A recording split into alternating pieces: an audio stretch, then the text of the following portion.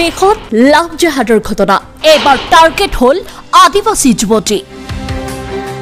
অপহৰণ কৰি লৈ গল আদিবাসী যুৱতীক মুছলমান যুৱকে দেশত ইটোৰ পিছত সিটো ধৰ্ষণৰ ঘটনা ধৰ্ষণক লৈ জ্বলিছে সমগ্ৰ অসম তেনে সময়তে আকৌ আহিল এবাৰ লাভ জেহাদৰ ঘটনা চাপৰ ফলিবাৰীত এই চাঞ্চল্যকৰ ঘটনা সংঘটিত হৈছে মুছলমান যুৱকে অপহৰণ কৰি লৈ গল আদিবাসী যুৱতীক পৰিয়ালৰ এজাহাৰৰ ভিত্তিত চাপৰ আৰক্ষীয়ে হুৰামুখীৰ পৰা উদ্ধাৰ কৰে যুৱতীগৰাকীক ইতিমধ্যে আৰক্ষীয়ে আটক কৰিবলৈ সক্ষম হৈছে যুৱকজনৰ নাম হৈছে মফিদুল ইছলাম ঘটনা সংক্ৰান্তত আৰক্ষীয়ে তদন্ত অব্যাহত ৰাখিছে ইতিমধ্যে আছাৰ ক্ষোভ আদিবাসী ছোৱালীসমূহক অৰ্থাৎ আদিবাসী যুৱতীসমূহক গাঁৱত আৰু বাগান অঞ্চলত সুৰক্ষিত নহয় বুলিও তেওঁলোকে উত্থাপন কৰিছে অৰ্থাৎ অভিযোগ দিছে আৰু আদিবাসী যুৱতীক লাভ জেহাদৰ কবলত পৰিছে বুলি তেওঁলোকে এতিয়া উত্তেজিত হৈ উঠিছে মফিদুল নামৰ যুৱকজনে প্ৰথমে আদিবাসী ছোৱালীজনীক অৰ্থাৎ যুৱতীগৰাকীক ফেচবুকৰ জৰিয়তে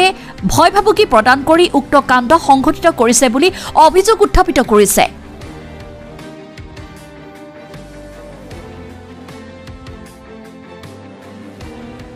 যোৱা 26 তাৰিখ সোমবাৰ দিনা আমাৰ জনগোষ্ঠীত ছোৱালী চাপৰ চাহবাগিচা নম্বৰ লাইনৰ এজন ছোৱালী মফিদুল নামৰ ল'ৰা এজন তেওঁ বহুত ধুৰন্ধৰ তেওঁ আৰু তেওঁ এনেকুৱা ফেচবুকৰ জৰিয়তে তেওঁক এনেকুৱা প্ৰস্তাৱ দিছে আৰু দিয়াৰ কাৰণে তেওঁ ছোৱালীটো বাধ্য হোৱা হৈছে আৰু তেনে ক'ব গ'লে এক প্ৰকাৰ এটো লাভ জেহাদ বুলি ক'ব লাগিব কাৰণ যেনেকে মানে প্ৰস্তাৱ দিছে ফেচবুকৰ জৰিয়তে তাক জিন্দাগীৰ পৰা শেষ কৰি দিম এনেকুৱা এটা প্ৰস্তাৱ দিছে আৰু তেওঁ এনেকুৱা মানে ল'ৰাটো মফিদুল ইছলাম নামৰ ল'ৰাটো আৰু তেওঁক ৰাতিপুৱা 10টা পিছত তেওঁক অপহৰণ কৰি লৈ যায় বিলাসীপাৰা অভিমুখে লৈ যায় আৰু তেওঁক এদিনা তেওঁ তাত কেনেকৈ ৰাখে না গম নাপাওঁ কিন্তু এনেকুৱা আমাৰ জনগোষ্ঠীটোৰ ওপৰত এনেকুৱা বেয়া নজৰ দিছে আৰু আমাৰ জনগোষ্ঠীটোৰ মানে চিন্তনীয় বিষয় হৈছে আমি আদিবাসী ছাত্ৰ সন্থাৰ ফালে এইখিনি ক'ব বিচাৰিম যে এনেকুৱা এটা জনগোষ্ঠীক আদিবাসী জনগোষ্ঠীক এনেকুৱা চকুৰে চাই আছে আৰু এনে লাভ জেহাদ হিচাপত ব্যৱহাৰ কৰি আছে গতিকে আমি ধিক্কাৰ জনাম যে এনেকুৱা এটা বেলেগ জনগোষ্ঠীক টাৰ্গেট কৰি পেলাই তেওঁক এটা বেয়া প্ৰস্তাৱ দিব বেয়া ধৰণৰ মানে অশ্লীল ভাষা কৰিব বেয়া প্ৰস্তাৱ দিব গতিকে আমি তেনেকুৱা হ'বলৈ নিদিওঁ আৰু এনেকুৱা যদি ল'ৰাটোক বা এই মফিদুল ইছলাম যদি এই ক্ষেত্ৰত যদি বাচিবলৈ চেষ্টা কৰে তেতিয়াহ'লে আমি আদিবাসী ছাত্ৰ সন্থা পুলিচ প্ৰশাসনক আহ্বান জনাম আৰু আহ্বান কৰিম যে এনেকুৱা ল'ৰাটোক বা ল'ৰাজনক বিহেড ব্যৱস্থা ল'বৰ কাৰণে বা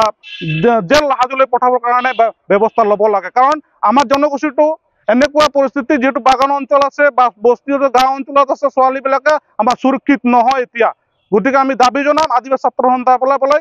অসম চৰকাৰ আৰু পুলিচ প্ৰশাসনক এই মফিদুল পখণ্ডী মানুহজনক